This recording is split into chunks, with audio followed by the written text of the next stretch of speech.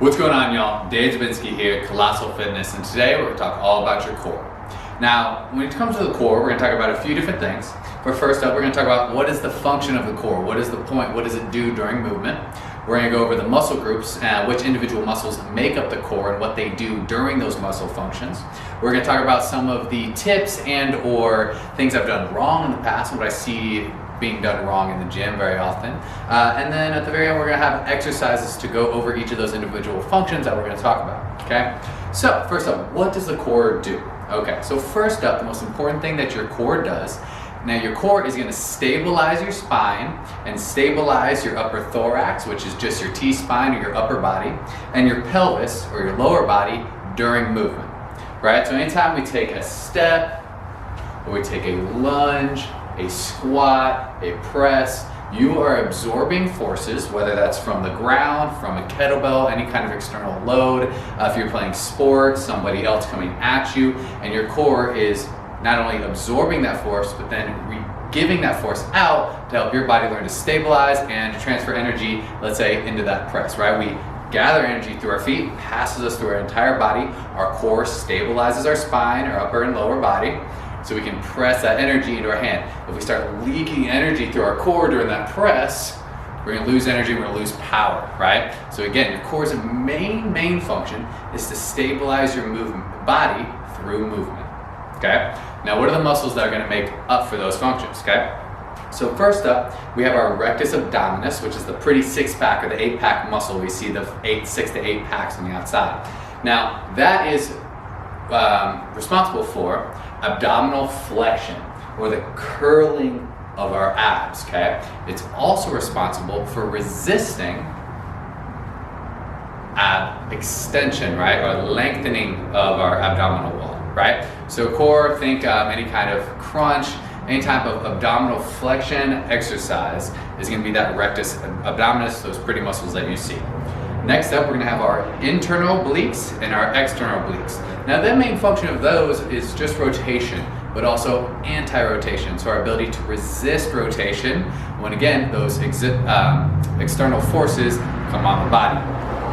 Okay? We're also going to have our spinal erectors, which is the lower back, which is good for lower back flexion. And again, it resists lower back flexion. There's a big relationship between your abs and your lower back. It's a big reason why when people have a weak core, it can lead to do some lower back pain, okay?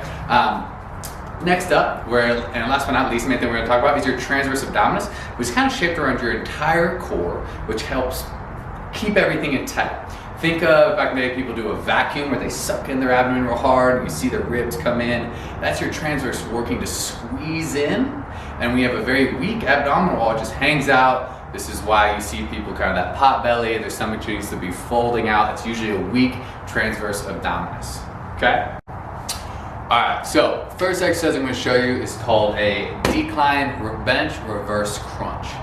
Now, the main reason I like this exercise is because a lot of people, when we work abdominal flexion, and that is, again, that curling of our spine, a lot of people get in their hip flexors and their leg is the only thing doing the work, right? See people in the Roman chair and they lift their legs to 90 degrees over and over. The problem is you're not actually curling your spine. So I want you to think about, we're gonna do this exercise, is I'm gonna roll all the way top and I'm gonna slowly roll down segment by segment of my vertebrae, because I'm trying to truly roll my spine down and then roll it back up. That's true flexion and extension of the core, is that rounding of the abdominal wall, okay? So grab over the top, and as I get to the bottom, you're going to see as soon as my lower back hits the pad, I'm going right back up. So here, curl, nice and slow, right as it hits.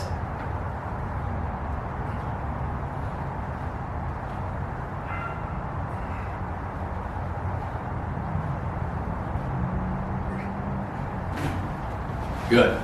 As you execute that exercise better and better, you can slowly go to that Roman chair and work on actually curling your pelvis up, or going to a hanging leg raise and getting into that L sit. Just making sure anytime we're doing an L sit, which is where we're hanging overhead and our legs are out in front of you, that your pelvis is curled up like the reverse crunch, actually curling your lower back, curling your abs up, rather than just lifting your leg and your hip flexing.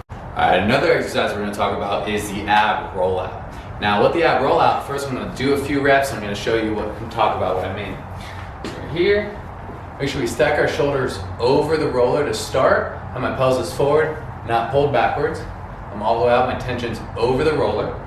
Extend out, pull back in. Extend out, roll back in. Now, the main function of this movement is as we are all the way extended, my core is wanting to drop into lumbar flexion or ab extension. But my abs are creating force to resist gravity as I roll out, and I'm keeping my abs tension on the front side, that flexion of my abdominal wall pulling in to resist that arching force and to pull myself back in. But we talked about it before, our core is just transferring energy from the lower to upper half, going from my knees all the way up into my hands, and that core is resisting that force and that urge of bending your back. Try the exercise out. It's a challenging one, but it can really build up a lot of long-term strength and a nice healthy core. All right, this next exercise is going to be a staggered stance cable chop. Now, let me show you what that looks like and kind of explain why I like that exercise. So first up, if our right leg is closer to the pole or where our attachment side is, that's the leg that's going to be in the back, front leg a little bit forward. We're going to have about, say, 60% of our weight on our front foot, 40% on our back. Reach around, rotate across. Resist that urge to get pulled back. Pull all the way out, nice and slow coming back. All the way around, all the way coming back. Now, what's going on? Why do I like this? Now, staggered stance, as you notice, as I rotate my shoulders across, because of the staggered stance, my pelvis can't open. But if I was in a square stance and I just rotate my pelvis, my core is actually not doing much rotation at all. My whole, that rectangle we talked about, is now doing the rotation. Rather, if I'm in my staggered stance, the bottom portion of my pelvis stabilizes nice and square as my upper body does that rotation. So it's a great exercise that can also be done in a half kneeling position. Same thing.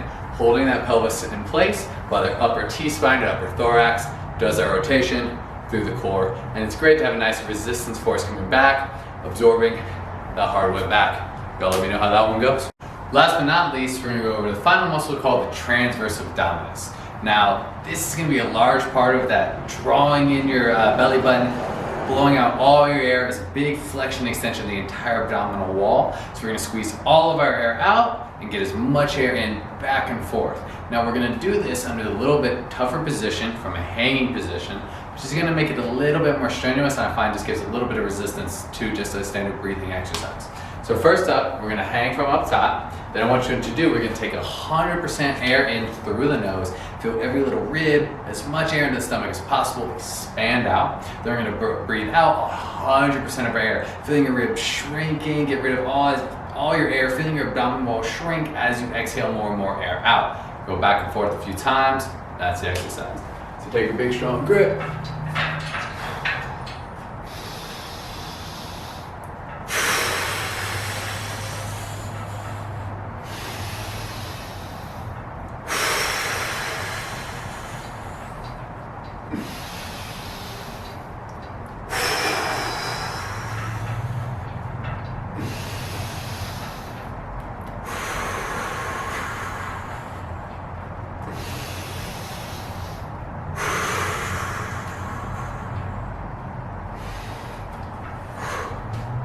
Make sure you don't get lightheaded in the process, none of that. Alright, so tips, tricks, things I've learned along the way, things that you need to think about, mistakes that I see. First up is a lot of people when they go to get their first 6-pack or their 8-pack and someone tells them it's 80% nutrition and 20% training, I'm gonna call bullshit, and here's why.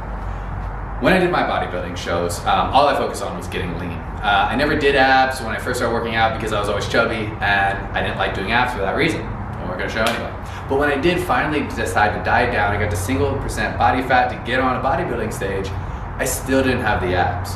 And I thought that because the fitness models and all the high-end athletes, when they were lean, they had shredded abs. And people always told me, when you get lean, your abs will show. The problem is just like your pecs, your quads, your lats, your biceps, if that muscle belly isn't big, isn't full, if you haven't grown that muscle a lot, when you get lean, there's no muscle to show. right? So if you don't feel blocks when you push down in your abs, you probably don't have the abs that you think you would have even if you got lean. So don't buy into the hype that you can just do your compound exercise, you can just do all these bigger lifts and still have a nice well-developed core. That's number 2, by the way, is a lot of times when somebody who's a strength athlete, power lifter, bodybuilder, whatever, oftentimes old school mentality was that we don't need to train the core directly because it's going to get a lot of secondary accessory work from these big compound exercises. While that's true, the majority of our exercises train our spine to stay in a rectangle, which is good for max deadlifting, max squatting. But the problem is our core should be able to rotate too. It should be able to move. It needs to be able to move to keep everything tight and keep everything healthy. So make sure you're doing direct core work to not only build up your core for your bigger exercises, but just that your core is also probably lagging a little bit. More than likely for most of us, our core is not as strong as other body parts.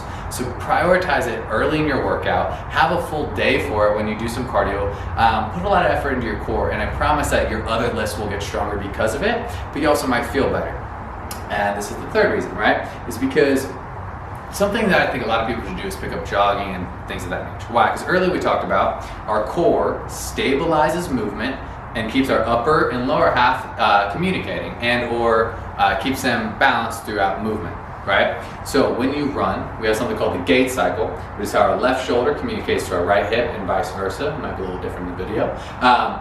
But so if that relationship gets off while we're running, that's going to create some kind of dysfunction in the shoulder and the hip. This can be exacerbated in the gym, not only when you're running, but just when you're walking in general, right? So running is not only going to keep your gait cycle more efficiently and keep that in a good pattern, it's also going to take your core, go through flexion and extension just by breathing deeply, okay? So those are 3 things. Make sure you train your core, resistance train for your core.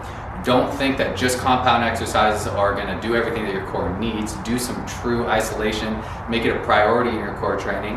And then 3, make sure you do some kind of jogging, train your gait cycle, make sure your core is going through deep breaths to make sure it's going through flexion and extension, keep everything healthy. Other than that, like the video, subscribe to the channel, let me know what y'all want to learn. Yeah, y'all have a wonderful day.